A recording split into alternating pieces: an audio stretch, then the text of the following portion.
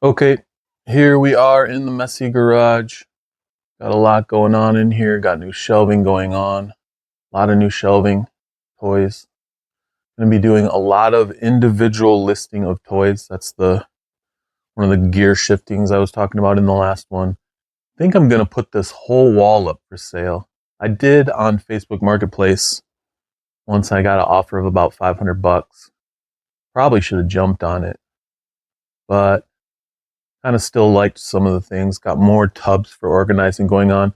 So here's what's going on. I'm gonna be doing videos. I'm not gonna be like editing them and stuff because I'm still not. There's my storage that's going on that I'm figuring out. Still don't have the mug thing done. I'm gonna be doing videos where it's gonna be chunks of things that are going on. I'm probably going to get a thrift haul here and there, but it's going to just be more of what's going on with me, what I've been up to, that sort of thing. Just because there's honestly almost not a day goes by where something's going on that I want to keep track of, not just a thrift haul or whatever. I haven't been buying big hauls as much, partly because I've been laid up for like 3 days. That's something to remember, that sometimes my back goes out on me and I end up laid up. Prior to that, I was trying to get more organized. I got a little something going on over there, but prior to that, I was trying to get more organized. I did a buddy came over and bought from me prior to my back going out. And I had gotten a little bit more organized prior to my back going out. Got the house a little more cleaned up. Things have been still kind of getting cleaned up. This is where I list. I set up right there and just take pictures. More little things that I've been listing. Here's a fun little thing that I didn't realize. This little guy, just a little plastic robot. Vintage plastic robot, turns out. Arco is the name of the company. Try to show him there. He's really cool though. He's got so much detail for such a small little plastic toy. It's hard to show you. But anyways, you can look them up if you want to see them up close. They're pretty cool. But here's some of the little guys I got listed. I did a huge Doorables buy from the local store when they went on sale for I think $1 or something, maybe $2. And you basically get 4 little figures. They're the little blind bags. You basically get 4 little figures, and if you get a rare one, it's worth like $10. But in each thing, you get a figure that's worth on average $2 to $10. So I was like, all right, I'll buy these up. I bought hundreds of dollars worth. Just went nuts. I've already got my money back on the buy itself, but now money is starting to trickle in on each individual sale of these little tiny toys. They sell one at a time for, on average right now, for $5 a piece. And I bought hundreds of them. So that money's slowly trickling in. The pin back buy that I talked about in one of the videos, that money's slowly trickling in. I think I'm up to, I want to say like around $500 profit. I got all that money going into one account that I set up. This is a couch that you could not see in past videos in passing. So that's actually a lot cleaner. One of the fun things I found recently is just something simple. These are simple things that just are fun for me to find. But at a garage sale, I found this guy. I think I paid up for this one $40, but I knew I wanted another one because I had this little guy laying around, and I knew I wanted another one to have the guitar plugged in and to have the microphone plugged in. The microphone, all this other stuff was found at Goodwill, so I paid like $5 for this other amp. Paid like $1 for this microphone. But then the other day I found the microphone stand, and they had it marked at $6, so that was fun.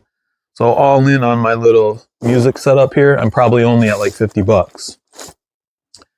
And it's fun because I used to do music all the time. Used to go out and play. And it's fun to set it up and hear myself that way. I've all along been playing guitar and writing songs and stuff, but it's fun to have a little setup like I used to have. But anyways, that's the kind of the catch up on the state of the way things are in the house. They're getting cleaner, I'm getting better. And then I'm going to show you, I just did a buy on Whatnot. I think I bought like 20 something Kaiju, which is a fun thing that I don't know if anybody is able to even see it on my wall of toys here.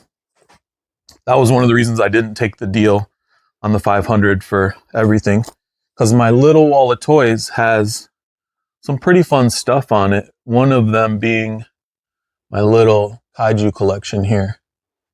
And I'm going to build on it because I just did a Whatnot buy, little Godzillas and stuff. I just did a Whatnot buy, and it was, I want to say 20, maybe 21, 22, 23, something like that. Figures, I averaged $5 a piece. So that for the Kaiju, that's pretty good because some of the ones I got are worth 50 bucks. And so my thinking is that I sell the ones that are worth a little more because I kind of like certain ones. I like the colorful ones. I like the weird ones. Some of them I don't like, but I bought them because they were such a good deal. Thinking that I'll sell those and make my money back. I'm into them for about $100. I'll sell those, make my money back, get the rest for free basically. And then maybe even sell, if I don't like them, sell some ones I don't like and then be in the profit on the sales of those ones. And then that's basically when I start building a collection or when I get a bug to start collecting something, I still don't want to pay for it.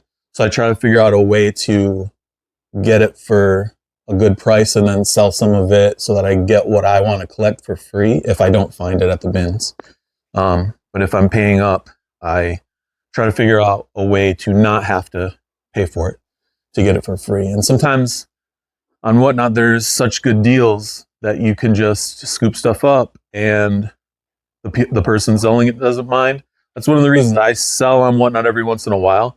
But one of the reasons I don't like selling is because personally, in my experience, it's actually hard to make the money I want to make on everything. But anyways, yeah, I'll show you, switch the camera around a little bit. This is the box of Kaiju. And so I'll stop right here and then I'll open it up and get started on showing you some of them. Okay, I don't know how good I'm going to be at being able to show this because I am using this might be okay. I'm using a little tripod here that kind of makes it tough. Exactly.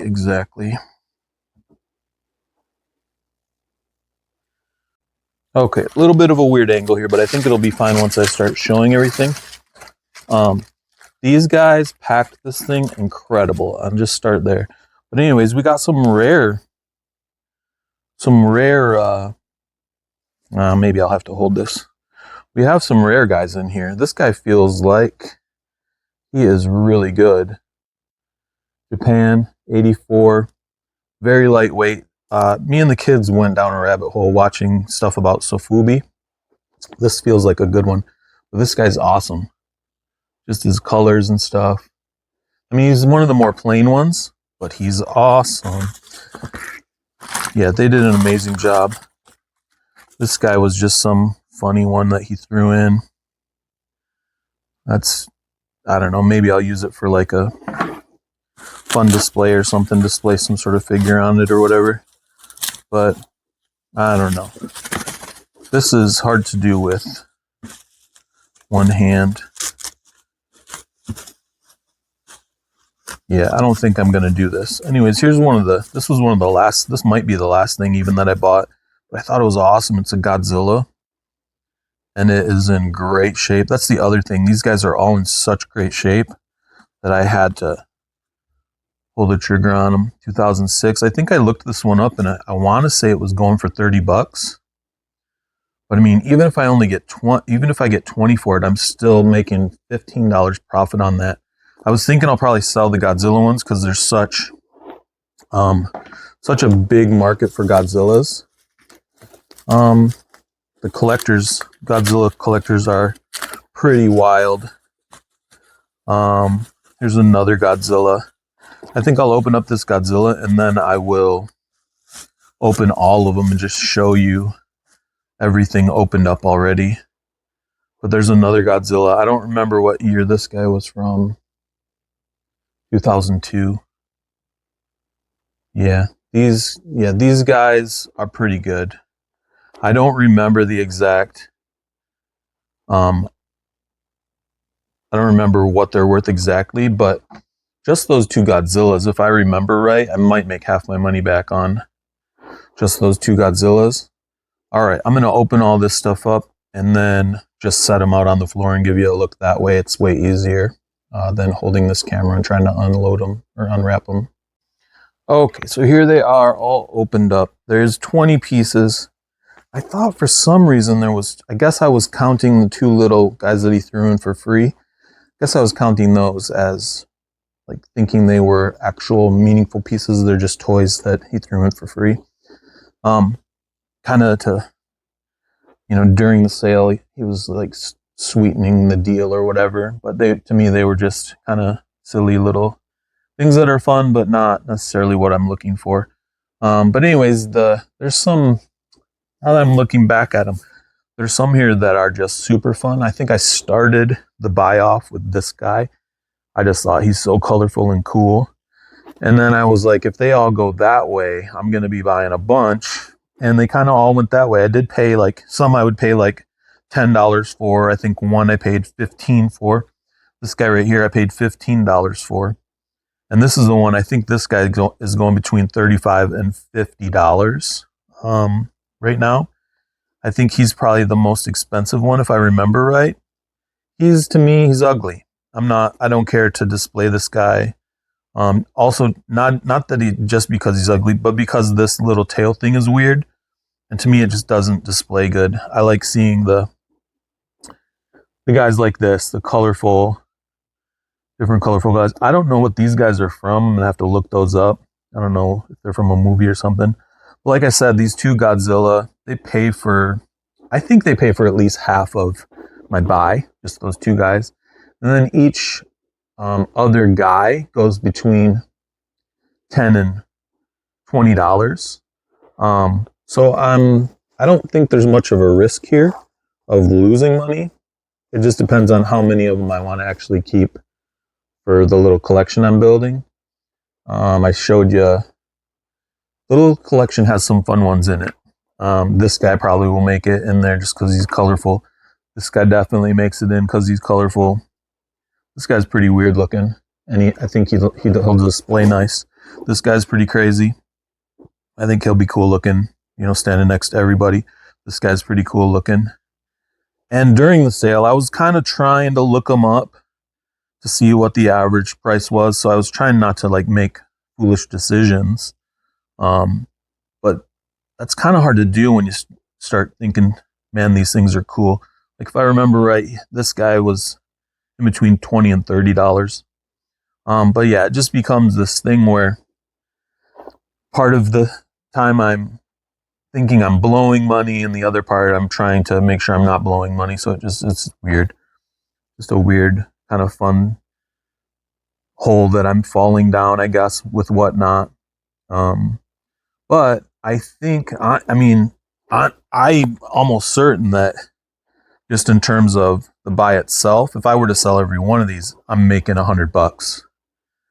Spending $100 to make $100, not normally what I want to do, but when I'm doing it in a fun way like this, it's all right. And like I said, I'll probably keep a few of them. They go into the collection. They become kind of sort of like an investment, whereas I'll probably sell the collection later and try and get, a chunk of money all at once. And like I said, I'm trying to buy more so I can sell some, have some of them end up being free by the end of it, and then later on building the collection of free ones, basically, and then sell that, look at them for a while, which is the fun part.